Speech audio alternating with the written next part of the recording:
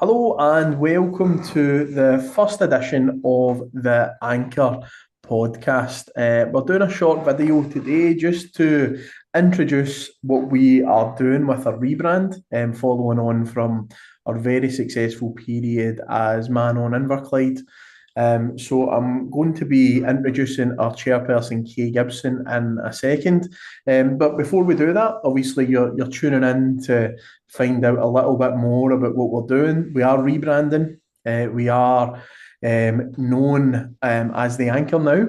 And there will be parts of our journey from Man on Inverclyde which will remain in terms of legacy.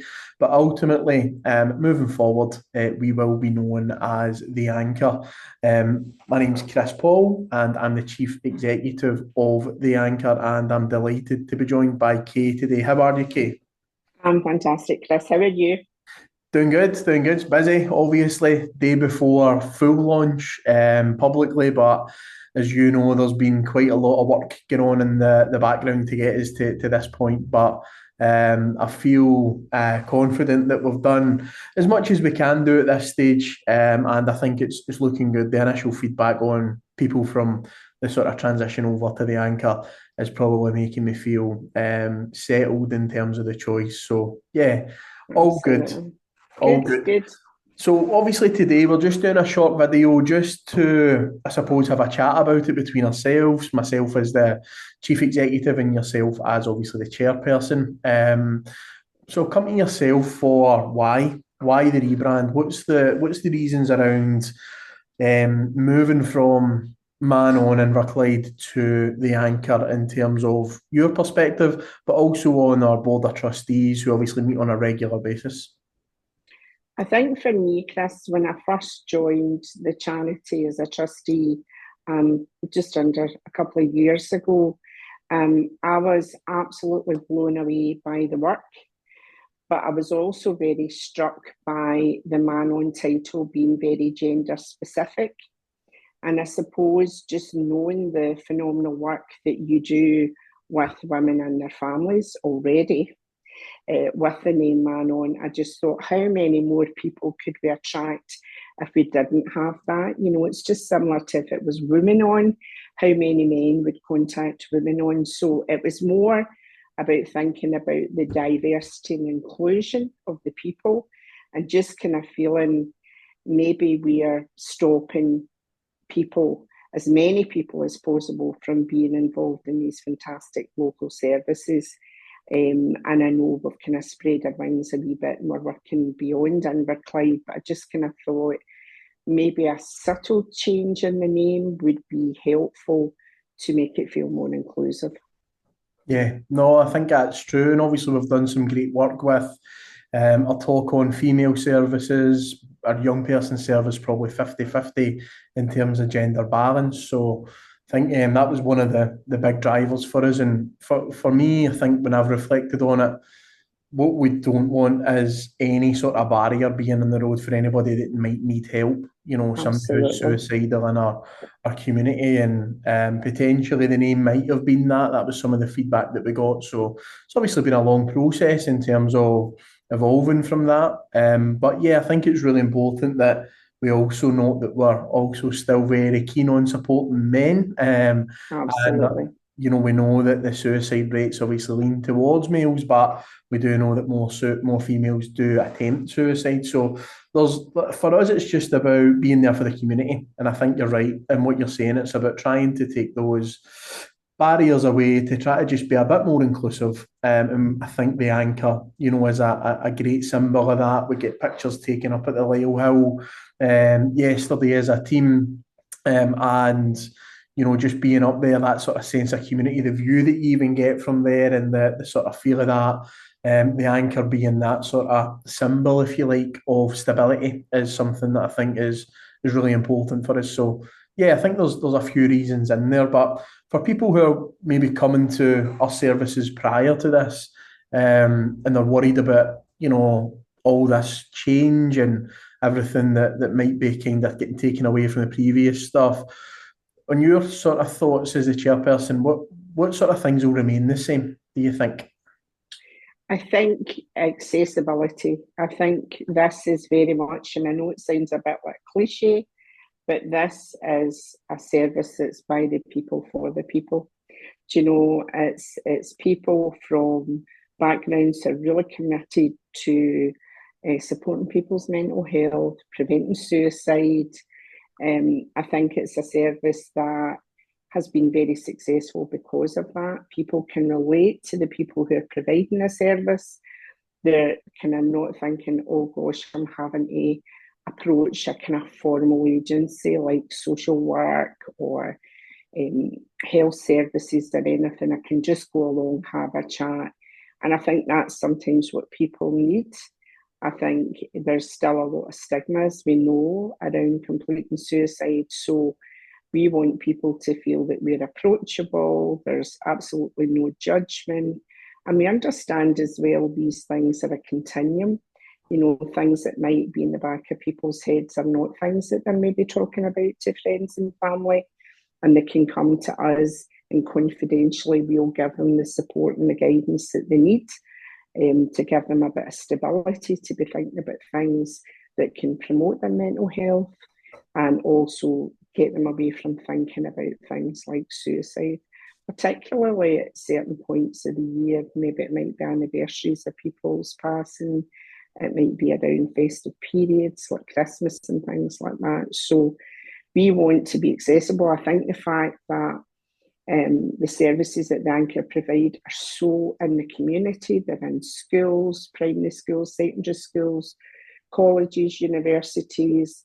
We've got the football academy, and that not only supports young people with their health and well-being, but also all the parents, grandparents, aunts and uncles, friends and family members that are going along to that. They can approach our staff at any time for support.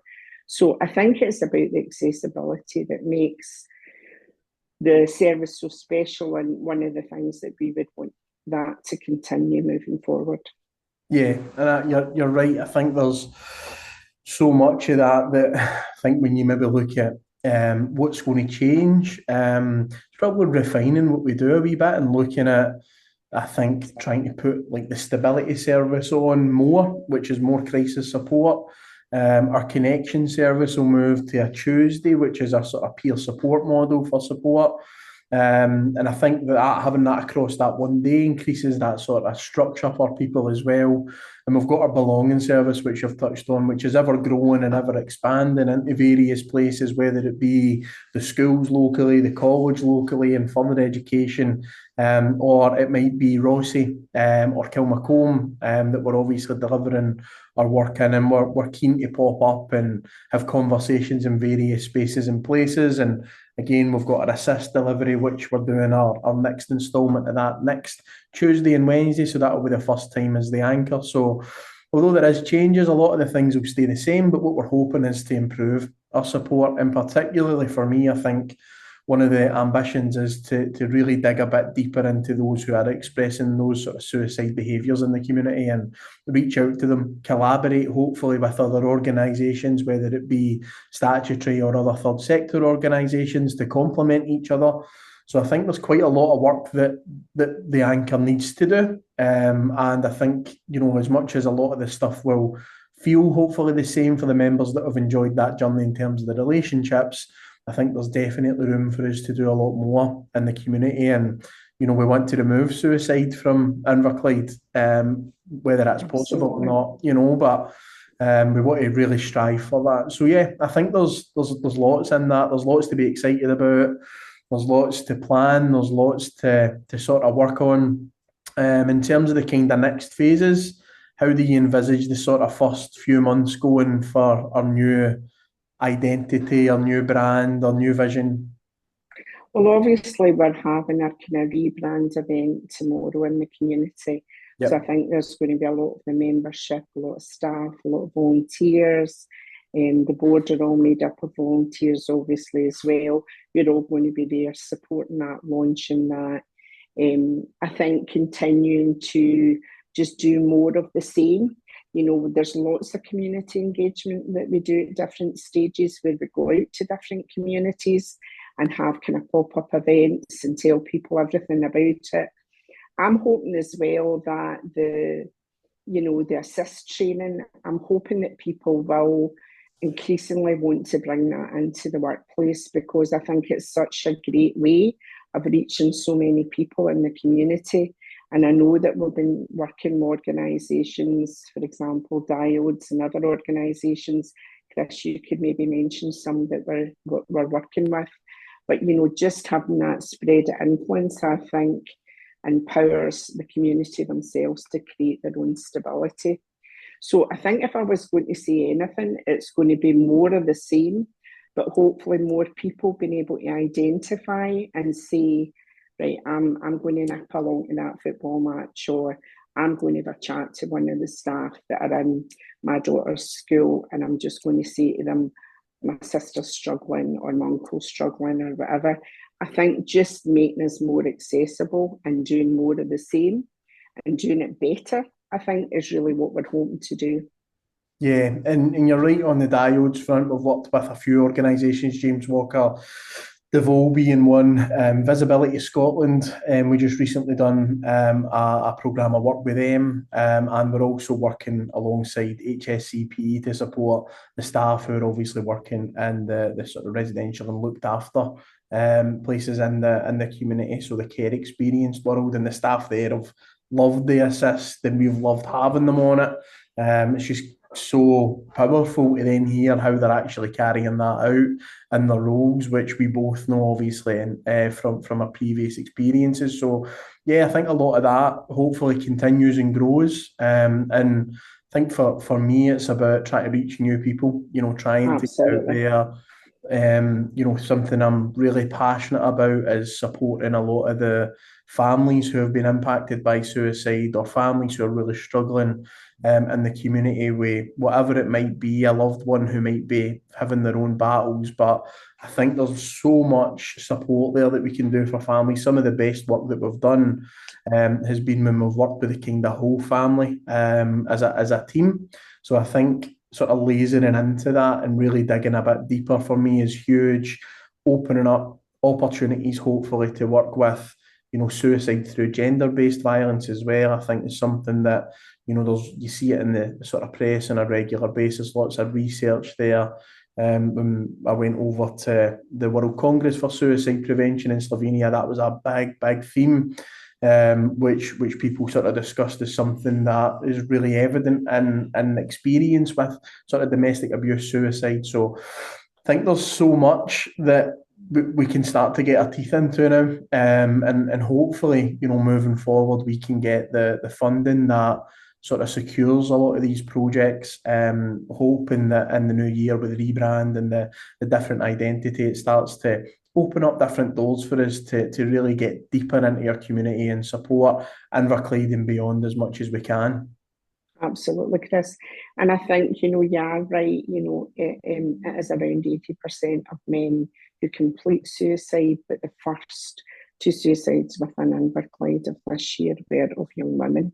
So we've got to remember that, and as I say, for every man that completes suicide, they have neighbours, friends, work colleagues, mums, dads, just like everybody else. So I don't think, regardless of what the gender basis is, it affects the whole community. It doesn't just affect an individual, it affects families, communities, neighbourhoods. And we've got to try and get in there and give them the stability and support to know how to change that around. And we do that in so many ways. Yeah, absolutely. So there's so much for us to be enjoying and looking forward to. Obviously, we've got a launch night with the team and partners who are going to be engaging with that at the exchange in Greenock. And we're also going to be having a members' day in a couple of weeks where we're going to get the mince pies, the selection boxes, and get the door open for all our members to come and hopefully get some food from Clyde Eats, and Janine and her team to kind of get the members involved as well. And because they've been a huge part of this, without them, there isn't a charity, there isn't the opportunity to do these things. The people who keep turning up week on week and supporting each other. And without them, we don't have the opportunity to really help people. And, that bravery of coming here and showing your face and opening up and showing that vulnerability to other people, are without them, that's the sort of heartbeat of our organisation. So looking forward to celebrating this journey with them over the coming weeks as well. So no, thank you, Kay, and thank you for all the work that you and the board obviously do to sort of govern our charity. I know you go over and above that as well, yourself and also the other trustees who are available at the kind of drop of a hat. And you've been, really supportive in this process. As you know, there's lots of legal requirements to get through when you rebrand. Final thoughts on you for the board of trustees and how you guys have managed this sort of legal process over the last few months? Well, I think we've just got a fantastic team of trustees, between Robert, Kevin, Francesca, Shona. We work really closely together, and we go above and beyond. We don't just meet once every couple of months for a board meeting. We're on a WhatsApp group. We're constantly trying to support the charity, yourself, with any of our professional expertise. I think we've come from social care, from health, from legal backgrounds, from HR backgrounds, and Francesca's a counsellor in the community, so knows a lot about what's going on. So we try and pull that skill set and just use it for the benefit of the charity. We think it's a phenomenal charity. I know volunteering isn't the most popular thing to be doing these days. People are all too busy, but we get a tremendous lot out of being involved. We know how important the charity is, and it's a tremendous privilege to be involved with this.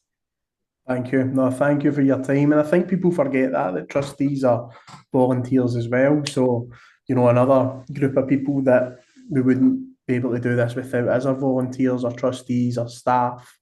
So it's been a real collective effort, I think, to get to this point. And, we've obviously got very busy months ahead, always usually for people's mental health and well-being takes a dip.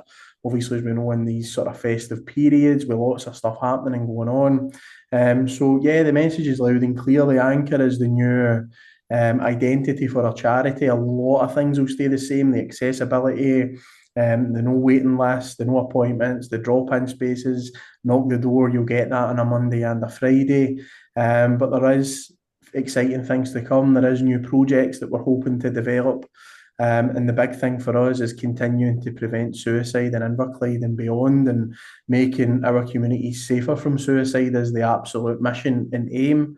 And we're really looking forward to what the future brings. So thanks, Kay, and thanks to anybody who's tuned in and listened.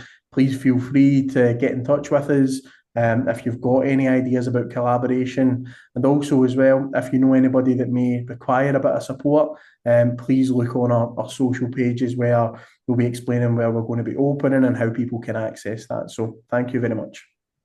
Thank you.